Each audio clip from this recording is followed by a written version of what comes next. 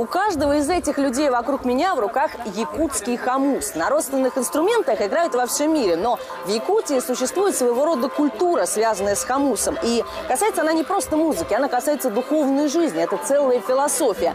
Более того, в этой республике был установлен рекорд Гиннесса по игре на хомусе. Опять же, в 1991 году на специальном конкурсе якутские хомусы были признаны лучшими среди себе подобных в мире. Так что этот музыкальный инструмент наше все. Это гордость России, ее бесспорный бренд.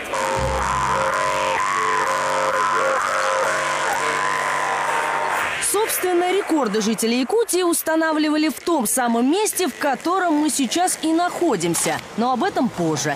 Сначала давайте разберемся, что же это такое якутский хомус, каково его происхождение, в чем секрет изготовления и как научиться на нем играть.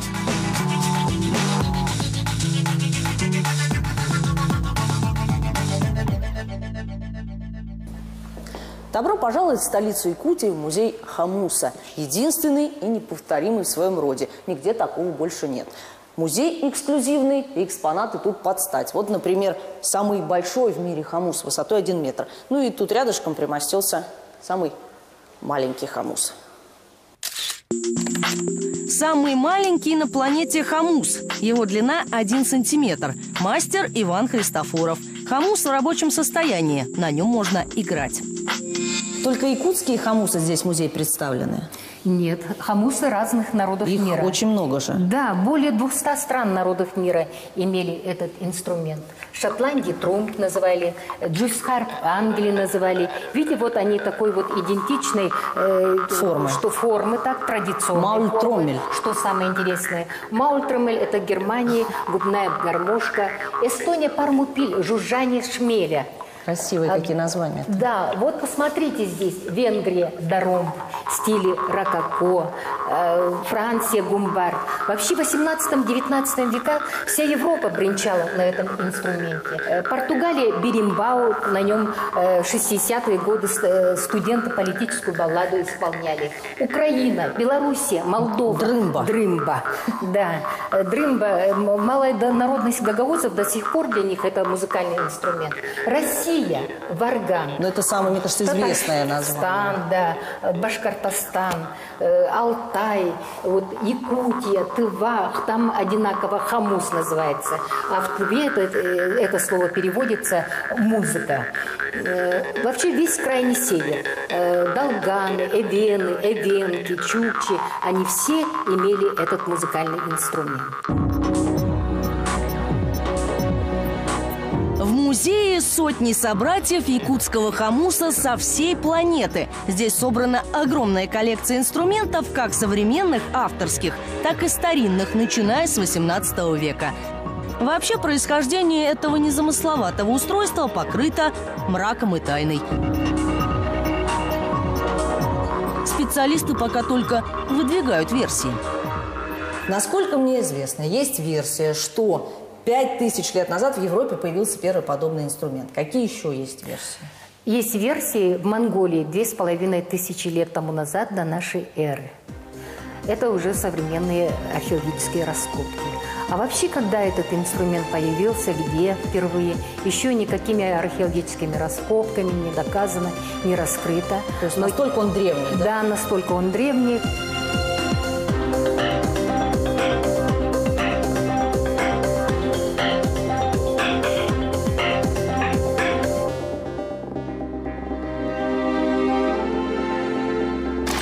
Эти музыкальные инструменты бывают из кости, дерева, бамбука и металла. И именно железные хомусы используются и изготавливаются в Якутии. Как это происходит, сейчас узнаем.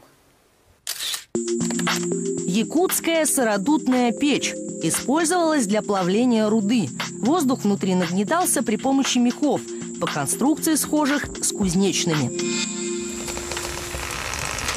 Такие печи в республике сейчас уже редкость. Однако мастер по изготовлению хомусов Роман Готовцев нашел для нас одну такую прямо в окрестностях Якутска. Где добывали якуты железо для изготовления хомусов? Вот такой руды много у нас в Якутии. Они сами вот такую руду добывали и его измельчали и плавили. Вот в печке, да? Да, вот такой печкой плавили. И таким горном они эту печку до 2000 температуру давали. Тяжело как. И тогда плавилось, и получали вот такие кресты железные. Кресты вот такие получали, потом на горне тоже кузнец ковал. И вот с этого они получали вот такие... Заготовочки. Да, заготовочки для ножа, вот, для хомуса.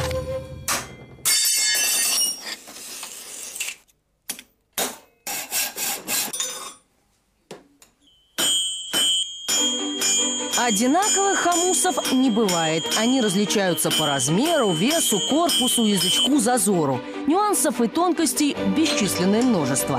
Разумеется, и звучание у каждого инструмента индивидуальное. Все изделия носят имена своих создателей. Мастер непременно оставляет на хомусе клеймо – знак качества. Добрый день. Добрый день. Помните самый маленький в мире хомус, о котором мы говорили в музее? Так вот, рада представить вам его создателя Христофоров Иван Ильич, один из лучших мастеров Якутии. Иван Христофоров – обладатель звания «Народный мастер Якутии». Изготовлением хомусов занимается с 1989 года. Известен как создатель электронного хомуса. Как же выглядит ваш знаменитый электронный хомус? Электронный хомус... Это он? Да, это он. Он ничем не отличается от обычного хомуса, просто прикреплена запаянная катушка и электронная часть. Но на нем ударять нет необходимости, потому что она сама, язычок будет ходить. Сейчас посмотрите.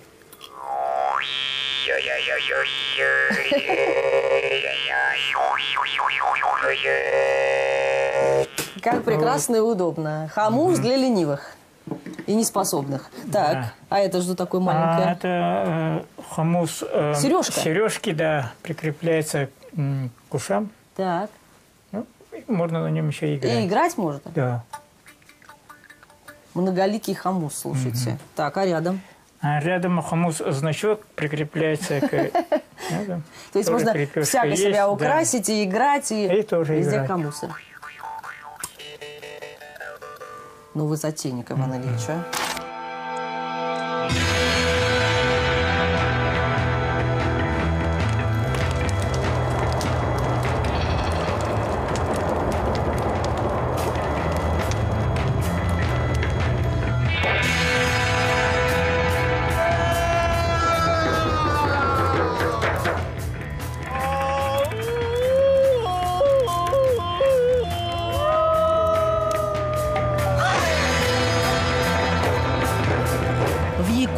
Культ огня. Ему поклоняются и делают подношения. И так как именно огонь испокон веков использовали в работе создателей хомусов, они считались людьми особыми, избранными. Их даже шаманы боялись.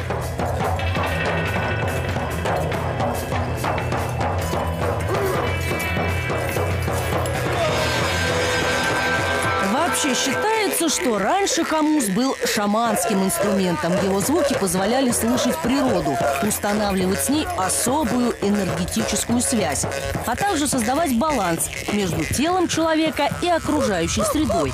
Поэтому древние шаманы использовали этот музыкальный инструмент в своих обрядах, так как сейчас бубен.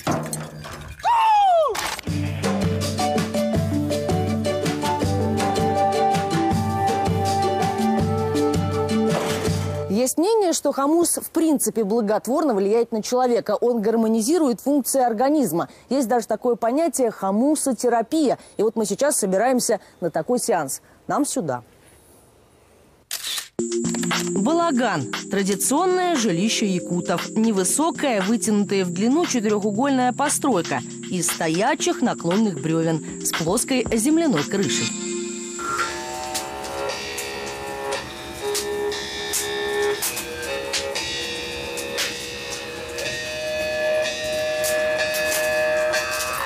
Хомусотерапия – это лечение людей звуками хомуса. Для того, чтобы был эффект, желательно уметь медитировать, входить в транс и направлять звуковые волны туда, куда требуется. Хотя можно и просто расслабиться.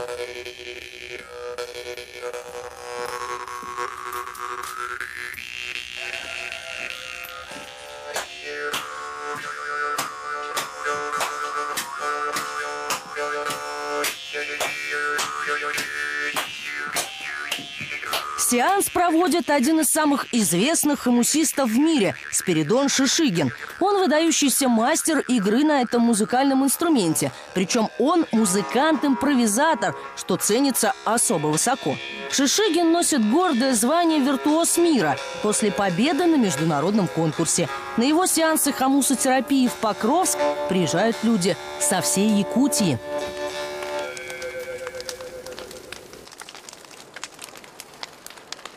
Хомус делают кузнецы, а кузнец у нас считается человек с самой сильной внутренней энергией. И вот энергетику сюда вкладывает, и когда я играю, эта энергия уходит, как звуковая волна. И туда еще прибавляется моя энергия. Вообще интуитивно играю, что играется. Иногда хомус сам играет. Вот. Когда это какая-то связь получается с людьми. И вот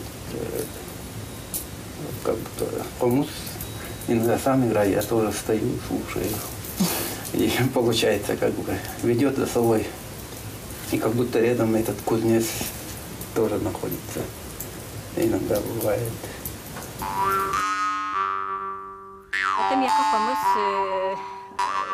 Эти сеансы просто удивительные. Когда Спиридон Шишигин играет, я чувствую, что вибрация идет из космоса через макушку, через позвоночник, через все тело.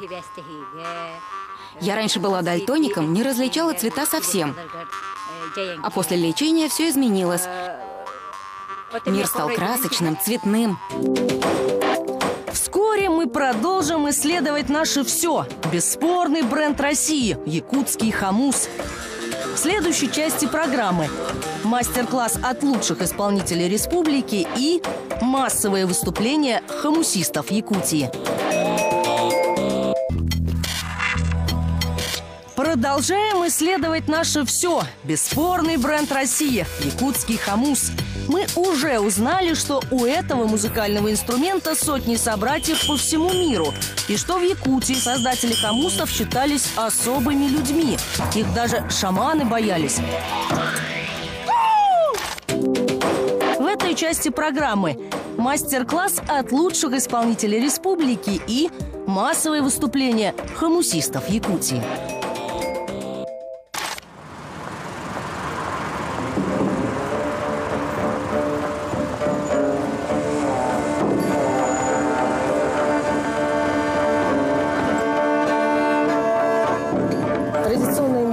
Хомусотерапию пока официально не приняла, но здесь, в Якутии, ее активно используют. И я, знаете, как-то так прониклась и решила обучиться, если не хомусотерапии, то хотя бы игре на этом музыкальном инструменте. Вот перед нами самые настоящие мастера этого дела. Этногруппа Джесси Гей, которая в своих номерах использует и хомус, и другие национальные якутские инструменты.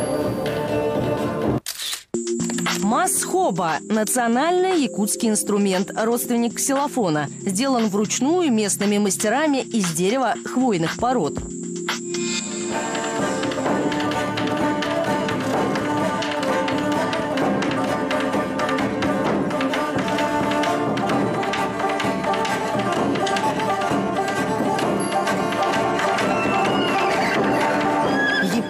Европа, Америка. Этот коллектив объехал уже полмира. У себя в родной республике музыканты самые настоящие звезды. А появилась на свет этногруппа в Якутске 7 лет назад в обычной школе. Создатель коллектива Герман Хатылаев – мастер игры на хомусе и сторонник исконных якутских музыкальных традиций. Решил приобщить к ним и молодежь. И добился в этом деле больших успехов.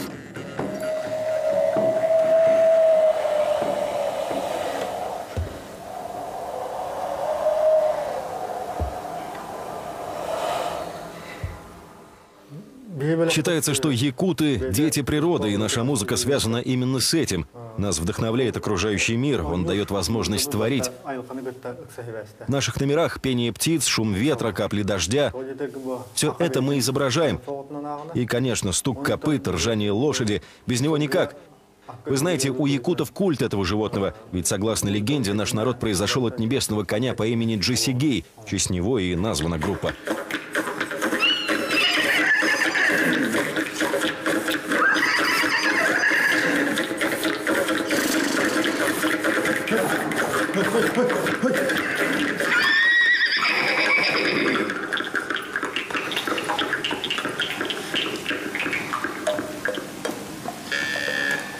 Поучите меня? Да, конечно, с удовольствием. Получится хоть? Получится. Так. Берем хамус. Ну, сначала как держать, да? Вот этот круг обхватываем. Вот так? Да. Указательным и вот большим пальцем. Ага, правильно. Теперь вот здесь поставочки есть. Это приложим к зубам. Чуть назад, чуть. Вот, правильно. Ага. Теперь вот эта рука должна быть правильно.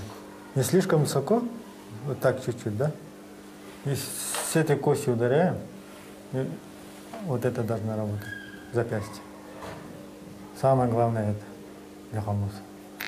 О, вперед идет. Только параллельно, чтобы было удар. О, правильно. Еще вперед. Одиночные удары медленнее сначала делаем. И нежные, не сильно грубые. О, получилось. Вперед. Ага. Можно губу закрыть сначала, да? А когда ударяешь, открываешь вместе. О, правильно. Йо-йо-йо, я-я-я. Можно говорить. О. Йо-йо-йо, я-я-я. Без голоса. Без голоса. Чтобы язык работал. Ля-ля-ля-ля. Нет, без голоса. О, есть. Во, уже язык начинает работать. Слушайте, это целая история вообще играть на хамусе. Отбила все зубы, даже кровь пошла, тут осталась на инструменте. Это вначале бывает. Да, это, в общем, конечно, не просто до великой хамусистки мне еще далеко, пока только звуки самое научился главное, создавать. первый звук есть.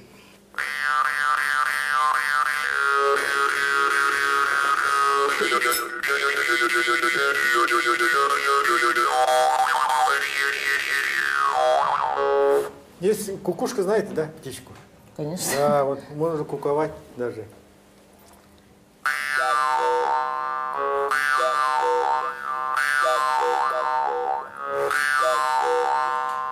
Вот такие специфические вот эти звуки, да? И вот звук копыта лошади мы обычно нажимаем вот сзади с указательным пальцем, язычок придерживаем и прикасаемся к губам.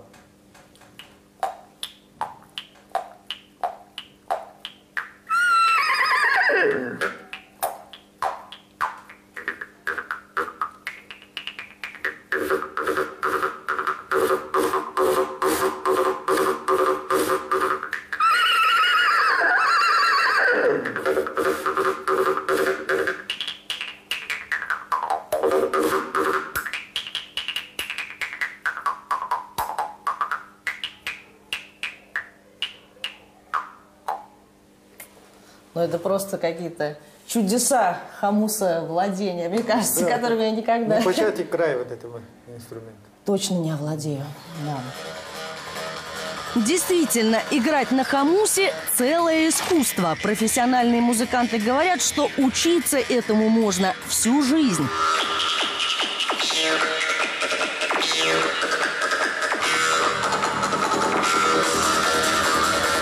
Памятуя о прошлом и традициях, якутские хамусисты, однако, идут в ногу со временем и вовсю экспериментируют.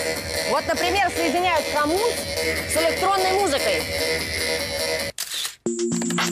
Ольга Подлужная – музыкант, лауреат республиканских, всероссийских и международных конкурсов и фестивалей этнической музыки. Играет на хамусе с 7 лет.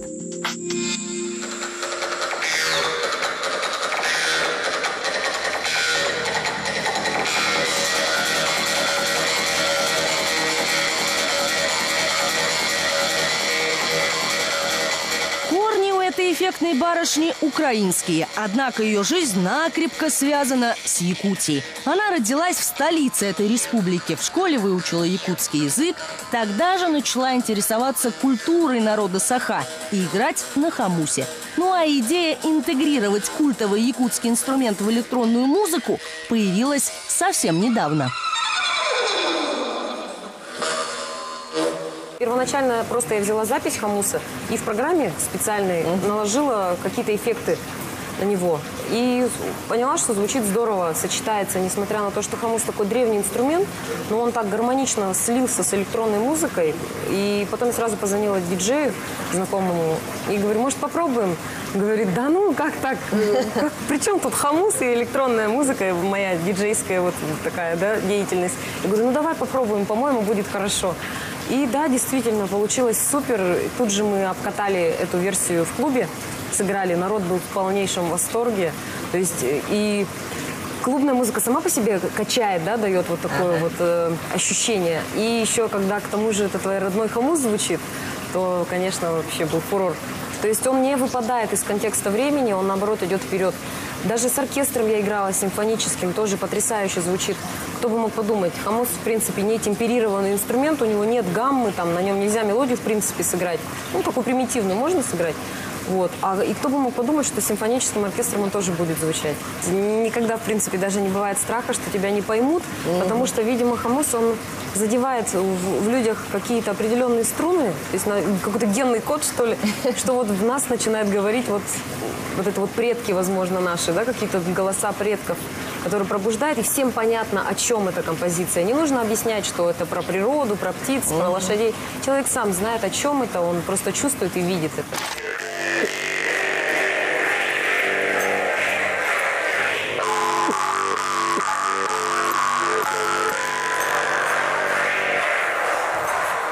Берут местные хамусисты не только качеством звука, но и его количеством. Неподалеку от Якутска, в местечке под названием Ус-Хатын, специально для нас собрались сразу 150 музыкантов разного возраста, чтобы совместно исполнить мелодию национального якутского танца Осуохай. А в июне 2011 года на этом самом месте эту самую мелодию исполнили аж 3000 человек и установили рекорд массовой одновременной игры на хамусе. Началось все с рекорда Гиннесса. Мы очень давно хотели его установить, но у них было условие. Играть надо было в закрытом помещении. Для этих целей подошел только цирк в Якутске, и там уместилось всего 1344 человека. Столько же осталось на улице, их не пустили. В итоге мы сыграли и установили рекорд, его зафиксировали. Но люди, которые не смогли поучаствовать, так были расстроены, так огорчились, что мы решили на следующий день вновь собраться, но уже вот здесь, на поле Ус-Хатына, и снова сыграть со всеми желающими. И у нас получилось.